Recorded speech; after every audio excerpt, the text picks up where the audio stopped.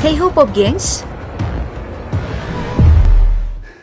กูจะอยู่ทำข้อสอบในนี้แล้วจำคำตอบไปข้างนอกอ้าวแล้วช่างไฟคนหนึ่งที่เพิ่งมาใหม่อยู่ไหนอ่ะมึงไปเอากุญแจจากตู้ในห้องคอนโทรลมาใช่ไหมในกระเป๋ามีอะไรครับ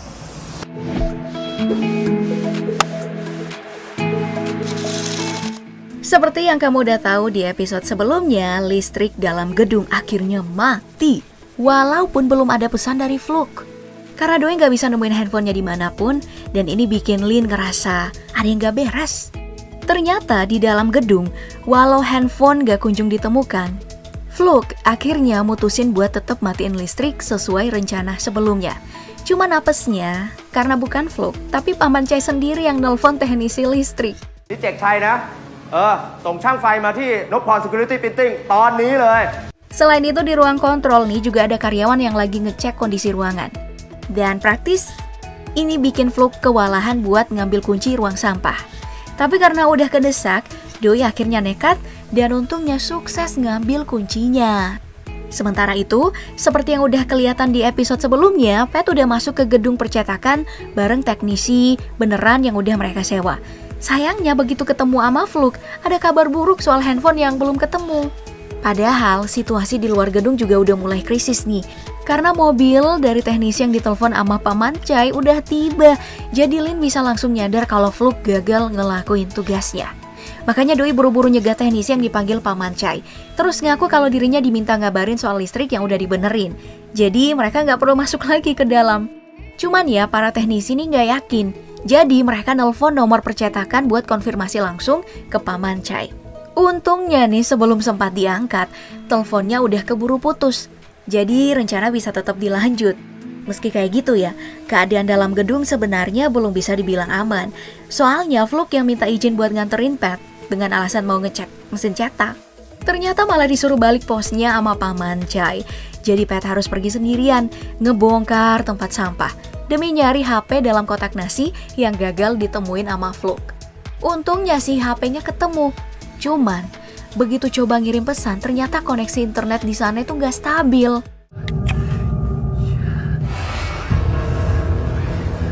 Bahkan nih setelah dicoba berkali-kali, sementara waktu udah hampir pukul 2 pagi, jadi Lin segera kasih peringatan ke bank kalau situasi udah bener-bener genting.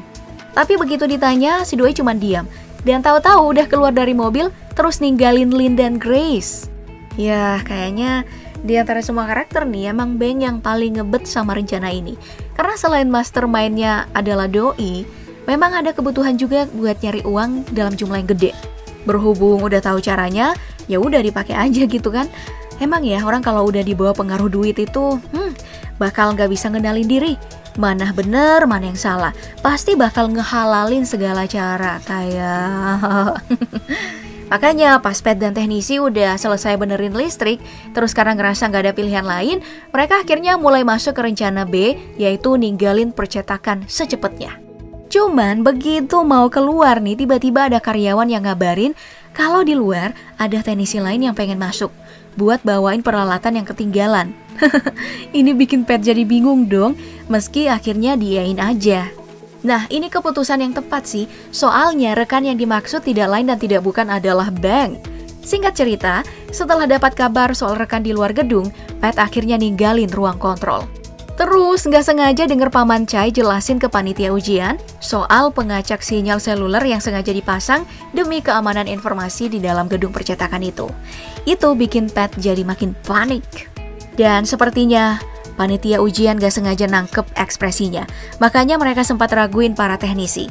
Cuman buruan ditenangin sama Paman Chai. Meski begitu gak lama setelah Pat dan Bang berkumpul bareng teknisi, ternyata diam-diam Paman Chai kepikiran juga sama pertanyaan si pengawas. Makanya nih Doi datengin Pat dan kawan-kawan, terus minta mereka tetap di ruangan kontrol selama proses percetakan berlangsung. Dengan alasan, kalau ada apa-apa mereka bisa langsung ambil tindakan. Nah karena gak punya pilihan, mau gak mau mereka iyain aja. Soalnya di sisi lain nih, itu juga ngasih kesempatan ke Bang buat lanjutin rencananya. Tapi begitu Paman Chai pergi dan Pat akhirnya ceritain soal pengacak sinyal, Bang sempat panik juga. Makanya Doi coba pikirkan cara lain, sampai akhirnya, dapat ide buat improvisasi. Yaitu nih gengs, dengan cara ngerjain soal ujian di ruang sampah sembari ngapalin semua jawaban. Jadi Beng ngasih instruksi ke Pat untuk segera nyalain listrik gedung dalam waktu 3 menit ke depan. Sebenarnya Pat ini panik banget dengar rencana improvisasi dari Beng, soalnya doi gak yakin bakal berhasil. Cuman karena dicuekin, terpaksa mereka tetap lanjut ke rencana baru itu. Oh, jadi ternyata ya, kepanjangan dari rencana B adalah rencana baru. Oke, sementara Beng pergi ke ruang sampah, di mana Fluk udah nunggu buat ngasih tahu kalau proses percetakan akan berlangsung selama 1 jam. Jadi, mereka ini cuma punya waktu kurang dari sejam buat ngerjain sekaligus ngapalin semua soalnya.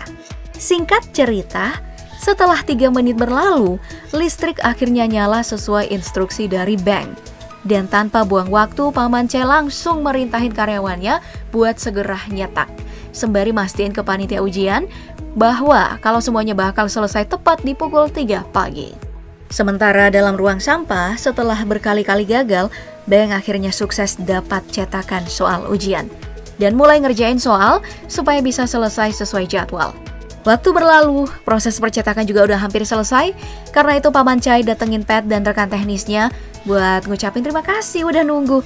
Tapi begitu sadar kalau mereka cuma berdua aja, terus Pat ngakunya kalau teman mereka yang satu lagi ke toilet, Paman Chai langsung panik dan pergi ke toilet buat ngecek. Dan begitu tahu kalau nggak ada di sana, Pat langsung kena semprot bareng sama 2 karyawan percetakan lainnya, karena begitu sadar soal Beng yang hilang. Dan gak butuh waktu lama nih, sampai Paman Chai juga sadar kalau kunci ruang sampah raib dari lemari. Ini bikin Pat makin panik dong, begitu juga dengan Fluk.